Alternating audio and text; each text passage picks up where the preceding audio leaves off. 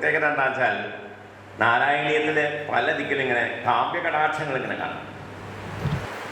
കാവ്യകടാക്ഷം എന്ന് പറഞ്ഞൊരു കാവ്യശാസ്ത്രത്തിലെ ഒരു സങ്കേതമാണ്. അതായത് കവിതയുടെ മഹാത്മ്യത്തെ, സ്വന്തം കവിതയുടെ മഹാത്മ്യത്തെ വ്യംഗ്യരൂപേണ സൂചിപ്പിക്കുക. ഇതാണ് ഈ സൗന്ദര്യോത്തരതോപി സുന്ദരതരം തദ്രൂപം എന്ന് പറഞ്ഞാൽ. ഇനിയിപ്പോ ആദ്യത്തെ തുടങ്ങുന്ന ദശകത്തിൽ ആദ്യത്തെ ഭഗവാനെ കണ്ടുകൊണ്ട് തുടങ്ങുന്ന ശ്ലോകം തന്നെ വായിച്ചാൽ ഇത് കാവ്യത്തെ കുറിച്ചാണോ പറയണത്, ഗുരുവായൂരപ്പനെ കുറിച്ചാണോ പറയണത്? വാച്യമായിട്ട് തോന്നുമ്പോൾ ഗുരുവായൂരപ്പനെ കുറിച്ചാണ്. അർത്ഥഭാഗ്യം ജനാന എന്ന് പറഞ്ഞ ഗുരുവായൂരപ്പനെ. പക്ഷെ വ്യംഗ്യം തോന്നിയാൽ ഈ കാവ്യത്തിന്റെ മഹാത്മ്യമാണ്, തന്റെ പ്രതിഭയുടെ വൈഭവമാണ്. ഇങ്ങനെ പല പല വിഷയങ്ങളിലേക്ക് നമ്മുടെ അർത്ഥാന്തരങ്ങളിലേക്ക് പോകും.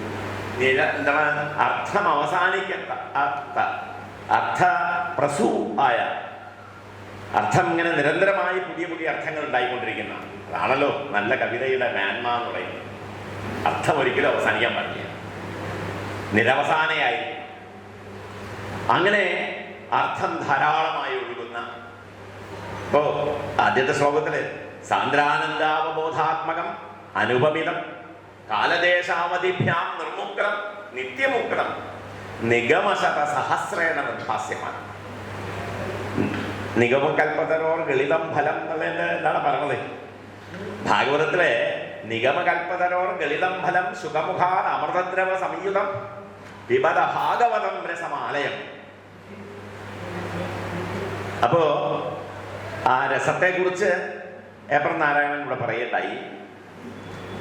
ഈ ആദ്യത്തെ ശ്ലോകം തന്നെ കേൾക്കുമ്പോ ശ്ലോകത്തിന്റെ പൂർവാർത്ഥം വരെ ഒക്കെ, പൂർവാർത്ഥമല്ല, ഏതാണ്ട് 3 വരി നിർഗുണ സ്വഭാവനായിരിക്കുന്ന നിഷ്കള സ്വരൂപനായ, നിഷ്കളരൂപനായ അല്ലെങ്കിൽ നിഷ്കളനായ എന്ന് മതി, നിഷ്കളനായ ഗുരുവായൂരപ്പനെയാണ് പറഞ്ഞിരിക്കുന്നത്. ബ്രഹ്മതത്വത്തെ ജ്ഞാനസ്വരൂപിയാണ്. അതിന് സാഹിത്യത്തിന്റെ ടച്ച് വരുന്നത് 4ാമത്തെ വരിയിലാണ്. അവിടെ വരുമ്പോഴാണ് ഒരു സകലമായ രൂപം വരുന്നത്. അവിടെയാണ് നമുക്ക് ധ്യേയമായി ധ്യാനത്തിന് അർഹമായ രീതിയിൽ ഒരു രൂപത്തിന് ഹന്തഭാഗ്യം ജനാന നിങ്ങളുടെ മുമ്പിൽ ഇങ്ങനെ പ്രകാശിക്കുന്ന വരുമ്പോൾ കാണും. അവിടെ രൂപമായി കവിതയുടെ സ്വഭാവം ഇത് തന്നെയാണ്.